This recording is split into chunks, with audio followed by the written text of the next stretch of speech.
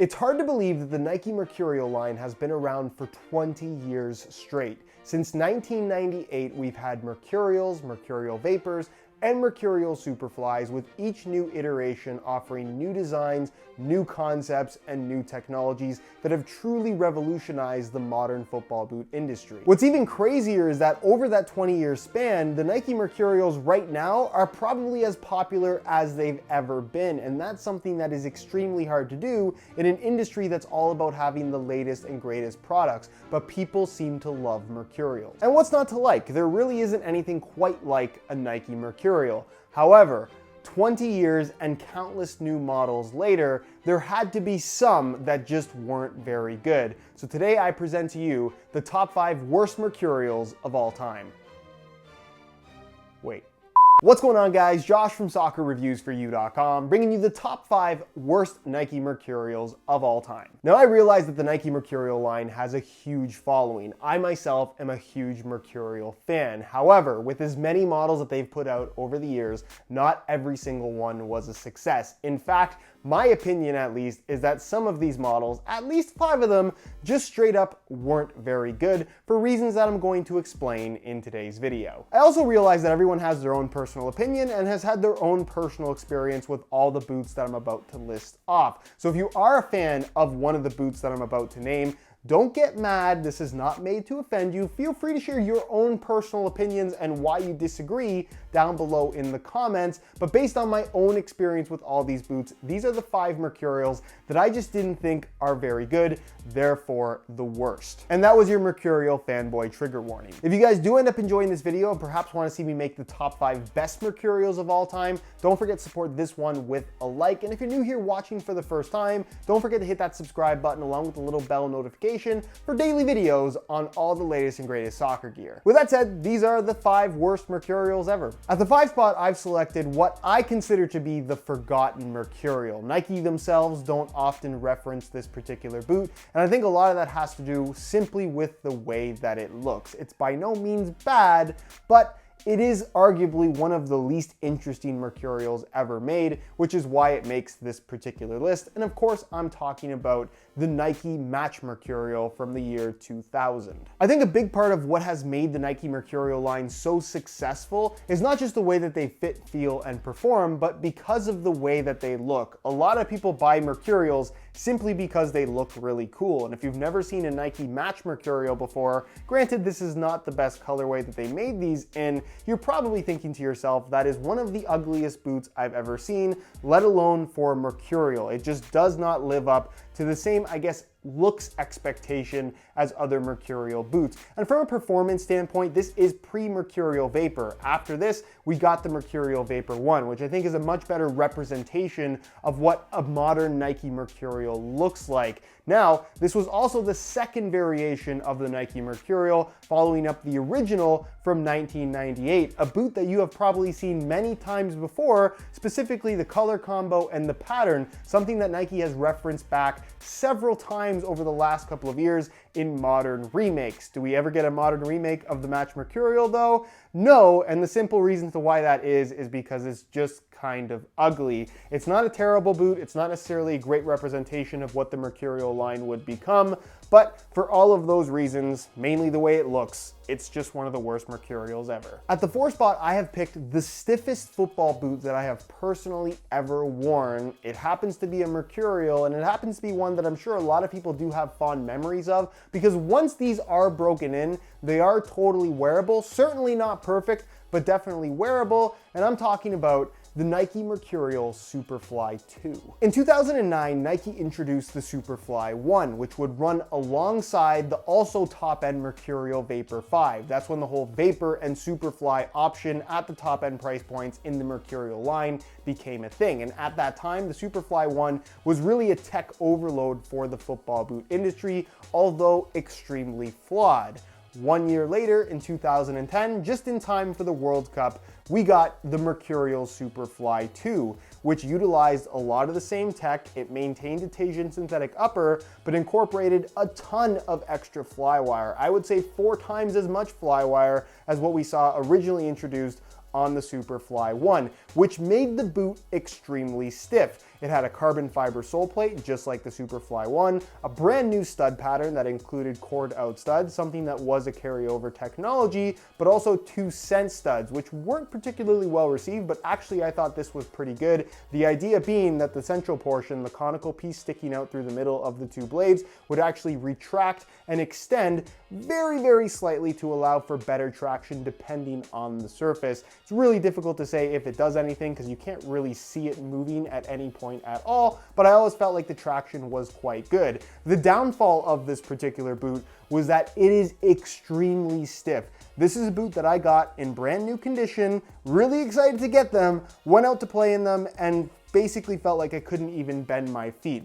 Blisters and general discomfort in the heel and really throughout the entire foot was a very common issue with these things. This is the one boot, along with the Superfly 1, I would argue as well, that really popularized the hot water trick, because you kind of did legitimately need to put these in hot water to try and soften up what is basically a really rigid plasticky material reinforced by rigid fly wire cables to make them wearable at all. It took a very long time to break them in, but once you broke them in, if they fit you decently well, you could have a positive experience. Unfortunately, I was not one of those people, and I really never ended up having any kind of a positive experience with this boot over a long period of time. The 3 spot on this list goes to what I would argue is the most controversial Mercurial of all time. So controversial, the Nike actually had to delay the release by several months because of huge design flaws that needed to be fixed before they started giving these to the public. And of course, I'm talking about the Nike Mercurial Superfly 1, the first ever Superfly, and definitely the worst. In 2009, Nike gave us the Mercurial Vapor 5, which was basically an improved variation of the design that we previously saw from the Vapor 4. But then they blew everyone's minds and showed off the Mercurial Superfly 1, the first ever Superfly that incorporated flywire, something that we had never seen to this magnitude, a carbon fiber sole plate, something that was previously seen in the Mercurial Vapor 4 SL, hollowed out studs to shave as much weight as possible, and a look that just was unlike anything else. Not to mention they were extremely light at the time. They would have been one of the lightest boots that you could buy, but just look at these things. Even by today's standards, what, 9 years later, this is still as cool looking as any boot that you can buy today, at least in my opinion. Unfortunately, they will make your feet bleed, something that I experienced firsthand. Is it still firsthand if it's your feet?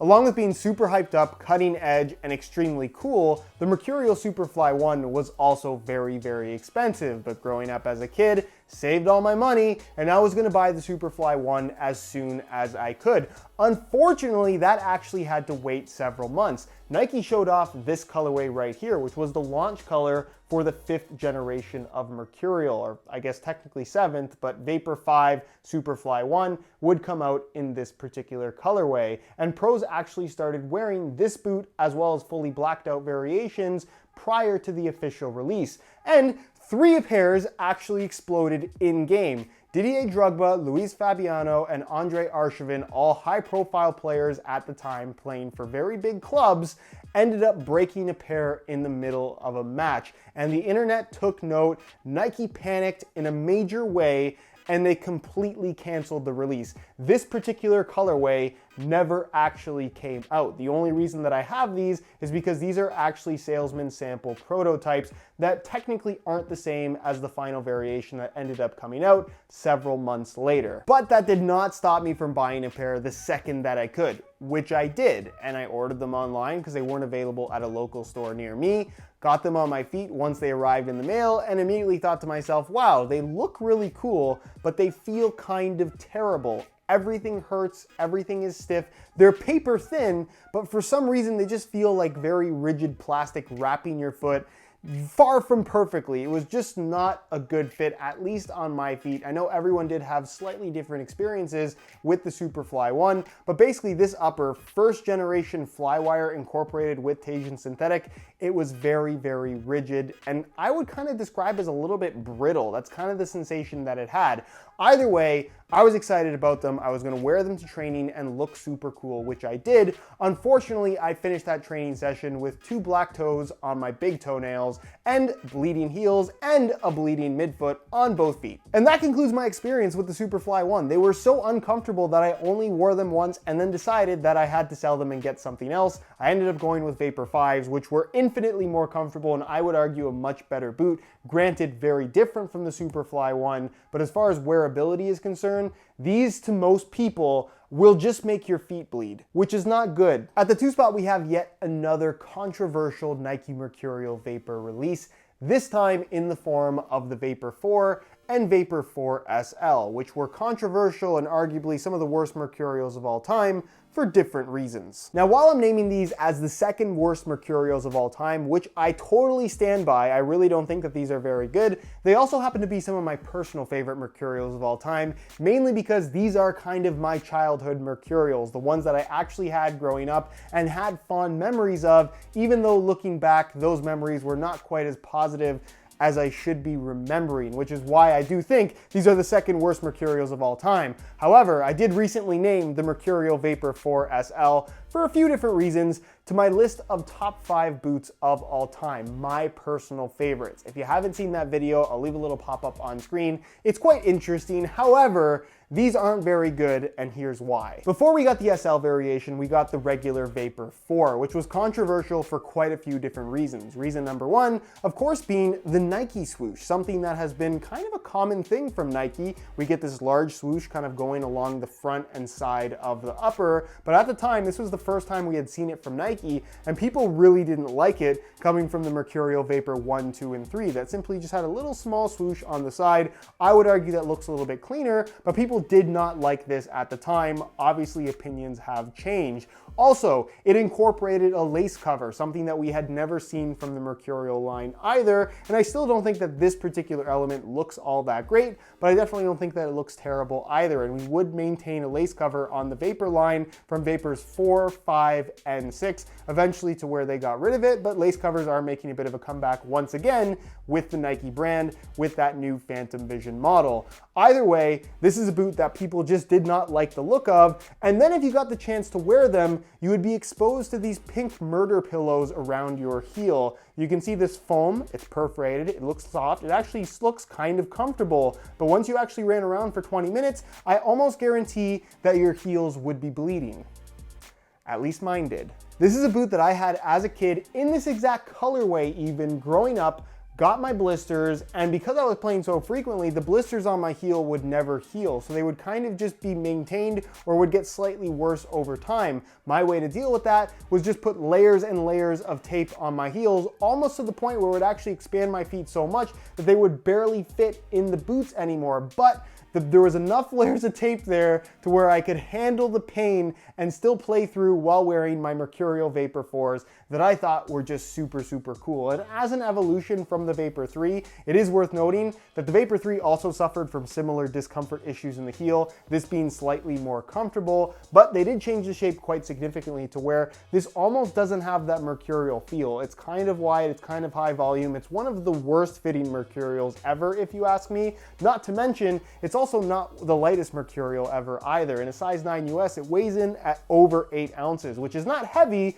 but it's not super light Mercurial Vapor that we were kind of expecting, given that this was the 4th generation. Which is why Nike made the Mercurial Vapor 4 SL, SL standing for super light, and that they were significantly lighter than what you'd get from the regular Vapor 4 by way of a carbon fiber sole plate. The first time we had ever seen this on a regular release from Nike with an external carbon fiber heel counter that I still think is probably the coolest looking heel counter ever. I really like this boot. It also had a completely different fit from the Vapor 4, mainly because of that completely different sole plate base. I felt like the Vapor 4 SL actually fit a lot better, and for whatever reason was a lot more comfortable. This also had the pink pads in the heel, but I never got blisters from the Vapor 4 SL, and for the most part, it just feels a lot more comfortable, although by today's standards, I still think that it's kind of an uncomfortable boot. It doesn't really fit as good as Mercurials did prior to this particular release.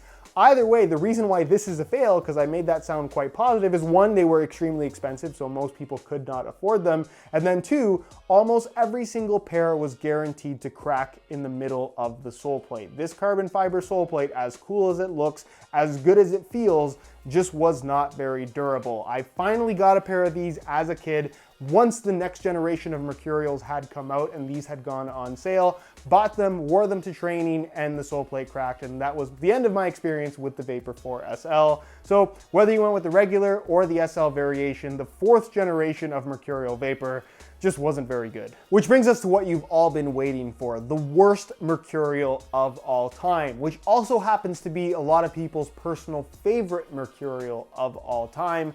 Unfortunately, my experience with this boot was not very good, and a lot of people experience the exact same thing, but there are crazy people that really like these for some reason. I'm not exactly sure why, probably because they grew up with it, similar to why I like the Vapor 4 and Vapor 4 SL so much, even though they're not very good. I am talking about the one that came before the Vapor 4, the Mercurial Vapor 3. The best looking Mercurial ever, but also the worst. Now, as revolutionary as that original 1998 Mercurial was, when Nike launched the Vapor 1, that really changed the game. It was super light, it looked like nothing else. In a world where everything was padded leather or padded synthetic, something that was thin, offering a barefoot feel, was something that we had never really seen before. So that Vapor 1, with the way that it fit, the way that it looked, the way that it felt, was unlike anything else, not to mention they were extremely light. However, the early Mercurial Vapors, and arguably even to this day, were never really known for being super comfortable. Vapor 1 and 2, not super comfortable. Vapor 3 really took that to the next level though, because this has all the Mercurial elements that you would expect from a very good boot. It looks incredible. It fits extremely well. It's super thin. This is actually the first Mercurial Vapor to introduce Teijin synthetic, something that we would see on the Mercurial Vapor line leading all the way up to the Mercurial Vapor 11, which was recently replaced. It also has a lightweight construction, an aggressive stud pattern. It has everything going for it except for one thing, and that is comfort. See this yellow padding here in the heel?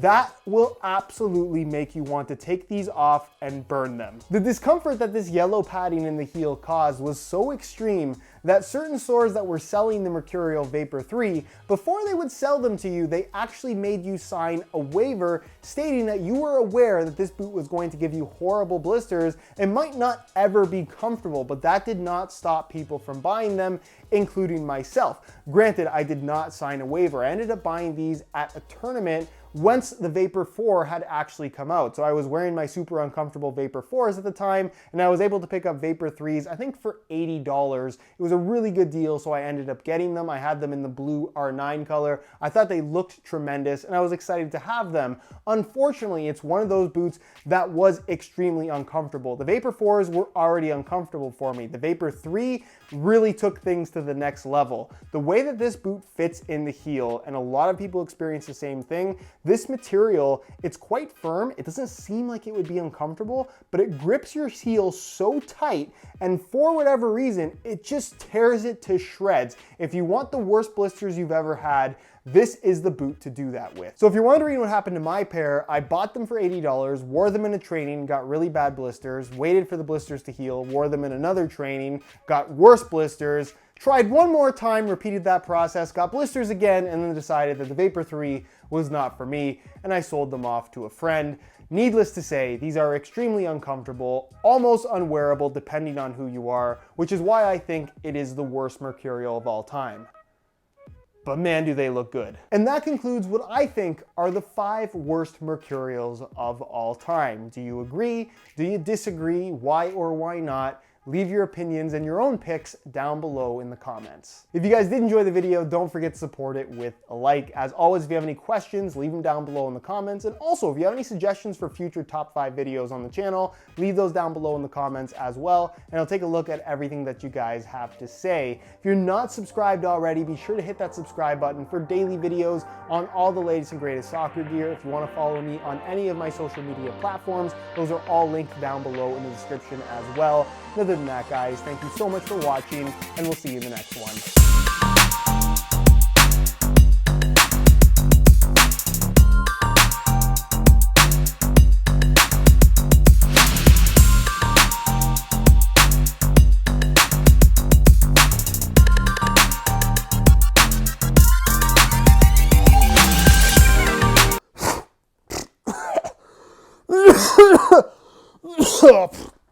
I don't know what that was.